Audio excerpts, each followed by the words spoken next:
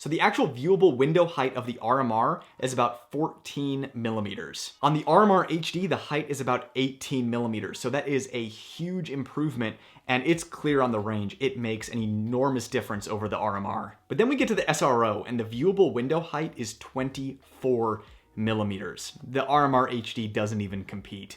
Hey everyone, I'm Brett, and welcome to Nightwood Guns. Today is a very exciting video. It is an actual consumer review of the Trijicon RMR HD. No pre-production models around here. This one I paid retail for, and you're getting my honest thoughts as per the usual. To go along with the rest of Trijicon's offerings, this red dot is pretty pricey. So in this video, I'm gonna tell you whether or not you get what you pay for with this one. Because this dot right here costs as much as this whole Glock 20 Gen 5 10mm. That's right, one whole ass gun. Now I just want to say that I am no kind of Trijicon fanboy. The Trijicon SRO is my favorite dot, but if you watch my videos in the past, you know that I also love the Aimpoint Acro P2. I do like Holosuns, even though I make fun of them for being made in China. The gun I'm carrying today is the Glock 19 with the EPS on there, on the Radian Guardian mount. So in this video, I'm giving the RMR HD a 100% fair shake. So of course, I'm going to go over the pros and the cons of this dot.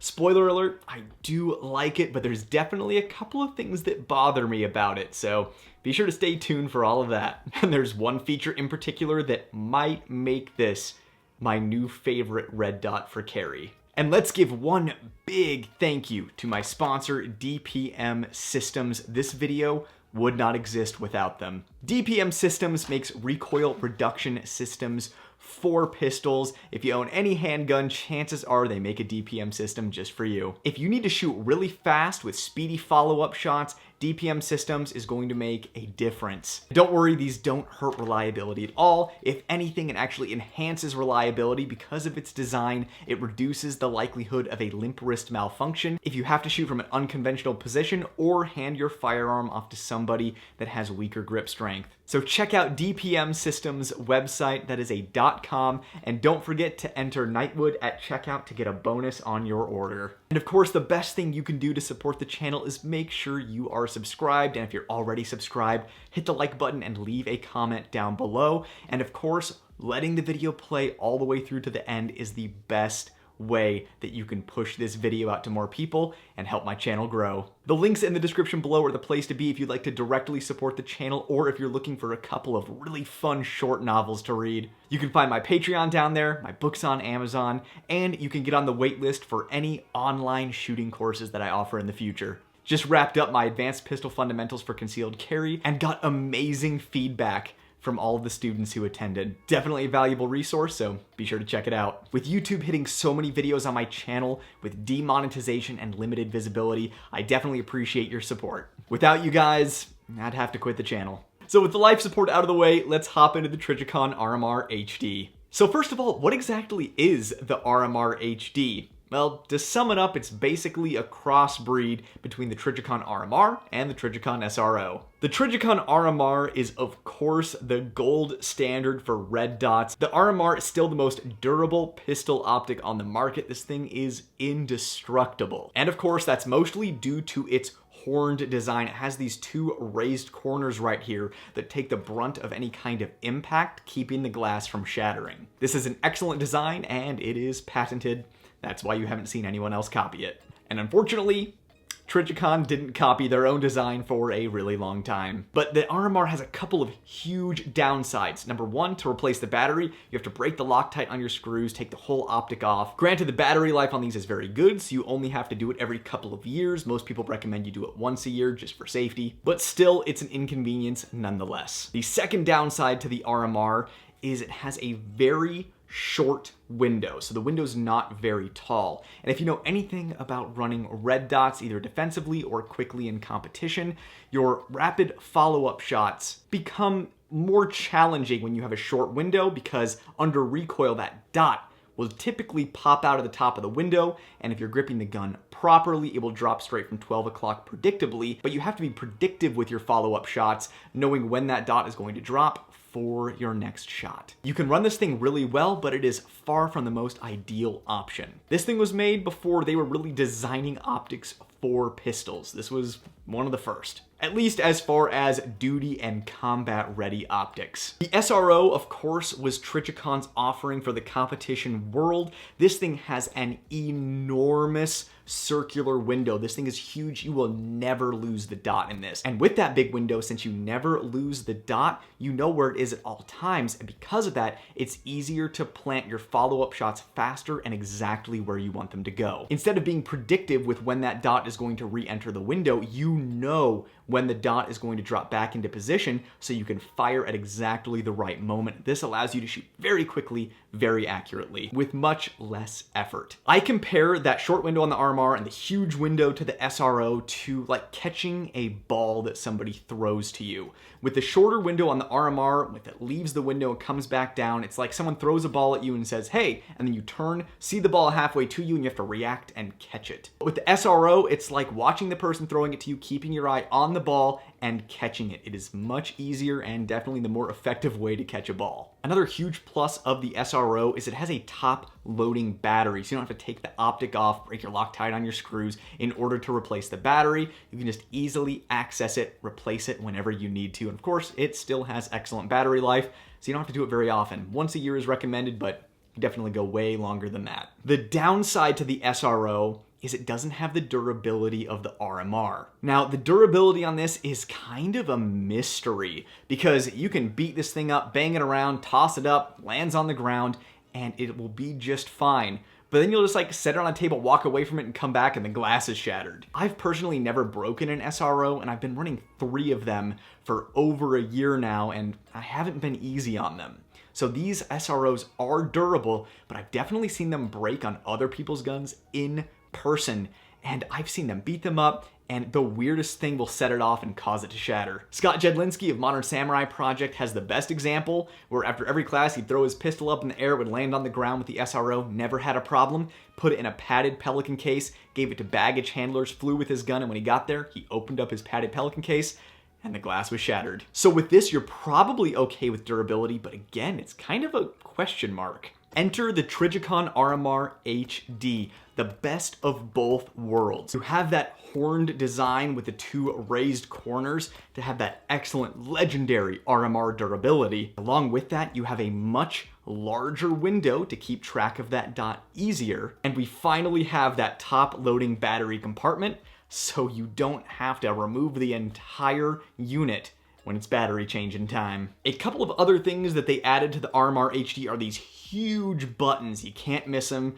whether you're in pitch black or under stress or pressure. It's just you hit the whole side of the unit, the button goes. Something else that they added that's kind of a weird choice and a take it or leave it is they added another reticle. On the Trijicon optics, at least on the RMR SRO and RMR HD, it was typically just dots. But now on this one, you can pick the circle with the dot. And it seems like a lot of people on these pistol dots prefer either just the circle with no dot in it because it helps with target focus, or they like some kind of delta like on the Vulcan ACSS reticle. So the fact that they went with like the EOTech circle with a dot, and it's really tiny because it's on a pistol optic, I don't know, it was a weird choice, and I just pretend like that feature doesn't exist. I'm just using the dot. But one of the coolest additions that they made is they actually added a reference bump on the top of the optic. That way, in an absolute worst case scenario, your dot goes down and your iron sights drift and go flying off. You actually have a reference when you're aiming this thing. Nothing like an EMP grenade landing on one side of you, knocking out your dot, and a frag grenade landing on the other side of you that blows the sights off your gun. But at the very least, you'll have that little hump for reference. But the best feature on the RMR HD, the thing that makes it my new favorite everyday carry dot, is this front-facing light sensor. One of the biggest problems with the auto brightness on dots in the past is that it's adjusted to the light that you're standing in, not the light that you're shooting at. So what that means is if your dot is on auto brightness and you are standing indoors in low light shooting outdoors into bright sunlight, your dot is really dim for that indoor light, and it gets completely washed out by the outdoors. And of course, the inverse is true as well. Let's say it's nighttime and you're standing underneath a street lamp, and there's somebody shooting at you out in the darkness. Say you're not running a weapon light, and you can identify the threat, see their muzzle flashes, but your auto brightness is adjusted to that lamp, completely blowing out your dot so that you can't get precise hits. It also makes your backup irons hard to see because the glass is completely blown out by the brightness. And of course, there are other situations like, let's say there's a car with headlights on you and someone's shooting at you from cover behind the car and you can't see your dot because it's washed out by the headlights, or somebody lights you up with their weapon light or their flashlight and it completely washes out your dot. Let's say you even wash out your own dot with your weapon light, which is very common in home defense situations. You have the auto brightness on, it's dark in there, light up your weapon light, washes out your dot. This front-facing light sensor adjusts the brightness to what you're aiming at. Your weapon light goes on at the wall, boom, that brightness comes up so it doesn't wash it out. This is such an amazing feature to have on a unit that has a big window, top-loading battery, and has the durability of an RMR. And it's also surprisingly responsive. Here's an example just as I was installing the dot where it was daylight outside and I just kind of moved the dot up to the wall and then back to my blinds that had light shining through it, and you can see how quickly it changes over. Doesn't pick it up too well on camera. Dots are really hard to pick up on camera, so I put it on that circle with the dot in the middle reticle just so you could see the brightness change and how responsive it is. It's impressive and it works. And I'm gonna be honest, I kind of don't want to carry a dot without that feature anymore. And of course, there is the final big pro to the Trijicon RMR HD, and that is 2 words: Made in America. Let me start off with 2 words: Made in America. I think this is something that's important to consider when purchasing a red dot for your pistol. You have Aimpoint over in Sweden, and then you have Holosun in China. And I know a lot of the Holosun people are going to jump on me and be like, well, the Trijicon still uses the electronics and circuit boards from China. And while that's true, the housing and the unit itself is manufactured by American workers. So you are supporting American manufacturing jobs by purchasing a Trijicon product. They could certainly outsource, but they choose not to. And personally, considering the state of the world right now, I appreciate that choice. So that's everything that I love about this dot. I mean, I have to say, I'm kind of head over heels for this thing. This is like a best of all worlds situation, but if you've watched my reviews before, you know that I get nitpicky and I start picking apart small details that may not matter to most people. But I like doing that because, you know, it's a lot of money and maybe one of these small details is gonna bother you and it might help you with your purchasing decision. Plus, I always like informed consent in these honest reviews so you know what you're getting into and you know what I don't like in particular about these things, even if it's not really a big deal. So with the stage set, let's hop into the negatives of the RMR HD. First of all, right off the bat, the price is a huge negative. $650 for this thing. Trijicon's got like, I don't know, like $850 on their website, which is just atrocious. But that $650, like I said, is a Glock 20 Gen 5 MOS 10mm, the whole gun. But a lot of people don't want to put an accessory on their gun that costs as much, or in a lot of cases, more than the actual gun itself. But the one thing that I want to say about the Trijicon is it feels extremely high quality. It feels like a premium product. When you handle this thing, it feels expensive. And when you handle this, and then you go over and handle a Holosun, the Holosun kind of feels like a toy or like something that belongs on an airsoft gun. That's not to say that Holosuns are bad. They are great sights, but this just feels like premium quality. The best analogy I have is it's like that scene in Jurassic Park where the kid reaches under the seat of the Jeep and pulls out the night vision goggles. Hey, where did you find this? It locks into my seat. Are they heavy? Yeah. Then they're expensive. Put them back. That's kind of how you feel when you're handling the Trijicon. It's just well made. You can tell this thing is durable and quality. But despite that, it's still kind of hard to swallow the price. My next little nitpicky negative on this is I feel like they could have stretched the window a little taller on this. I would have liked a little taller window. This is certainly a massive upgrade in window size over the Trijicon RMR, but it is nowhere near comparable to the Trijicon SRO. It's one of those things where what I wanted and what many people wanted was a durable SRO. And a lot of us saw this thing and we're like, finally a durable SRO that is going to be rated for duty. You can beat it up. You don't have to worry about the glass shattering, but you still get that huge window. It's the best of all worlds. But it's not so much a durable SRO as it is just a beefed up and updated RMR. So I got out my calipers so I could get an idea of the actual window height, because that's the most important part for tracking the dot. And an important difference to note is the RMR exterior window isn't actually the full viewable window height, because the back of the optic actually covers up a lot of the bottom portion of the window. So I actually had to measure this one at the back. But the RMR HD and the SRO, you actually get the full window height because the back of the optic doesn't cover up the bottom of the window. So the actual viewable window height of the RMR is about 14 millimeters. On the RMR HD, the height is about 18 millimeters. So that is a huge improvement, and it's clear on the range. It makes an enormous difference over the RMR. But then we get to the SRO, and the viewable window height is 24 millimeters. The RMR HD doesn't even compete. So it's still kind of a hard pill to swallow to leave the SRO and go over to the RMR HD for carry, because you're losing a lot of window height. So as far as actual window size goes, this kind of ends up in a 4th place. SRO's number 1, 507 Comp is number 2, the 509T is number 3, and the RMR HD is number 4, at least trying to remember every dot ever made off the top of my head. So it's definitely a respectable window size. I just would have liked to see it just a little bit taller. And then there's the final con for the HD, and that is the overhang. As you can see, this overhangs over the ejection port a little bit, and that has the potential to cause malfunctions in certain guns. Now, I've been running the snot out of this thing on my Staccato and have not experienced a single problem despite the overhang, and I knew that was going to be the case because I've been running an SRO on this for a long time. But I would imagine it would feel pretty bad if you bought the RMR HD for a premium price based on the marketing that it was a duty grade, extremely durable optic ready for any condition, and then you get your manual and you open it to the second page, and it says,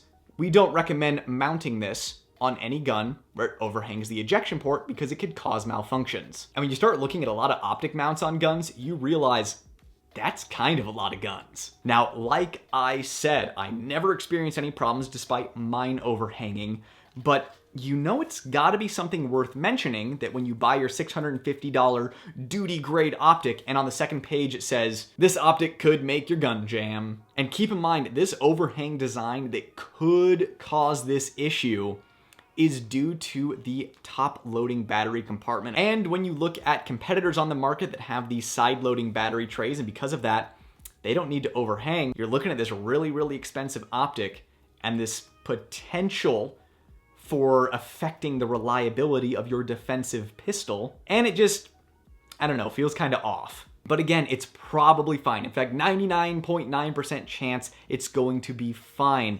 But it was important enough that Trijicon felt the need to mention it on the second page of their manual. Now granted, this was in the Trijicon SRO's manual as well, but again, this is not considered to be a duty optic. This is considered to be a competition optic that can extend into other fields with just the understanding that it's not for duty. That being said, at the beginning of the video, I said I would tell you whether or not this red dot is worth the money. And I'm gonna say with all of its features, including that front-facing light sensor, the increased window size, and its second to none durability, yes, this is worth the money, but something to remember is the Trijicon SRO was really expensive when it came out, but after a few years, you could get them on sale for the mid to high 400s. And that's what I did with all of my SROs. So if you want the new hotness right away and you're willing to pay for it, you're not gonna regret your purchase. But guys, this is now my #1 favorite red dot for carry, and honestly, I'd recommend it to anyone. It is just a relief to see Trijicon coming out with new stuff, and this one is definitely a winner. Well, I hope you enjoyed today's video, everyone. It was great seeing you again. Don't forget to make sure you're subscribed, leave a comment down below, check the links in the description down below if you want to further support the channel, and check out my sponsor, DPM Systems, where you can enter Nightwood at checkout for a bonus. It was great seeing you guys again, and I'll see you in the next video. I'm Brett, and this was Nightwood Guns. Nightwood out.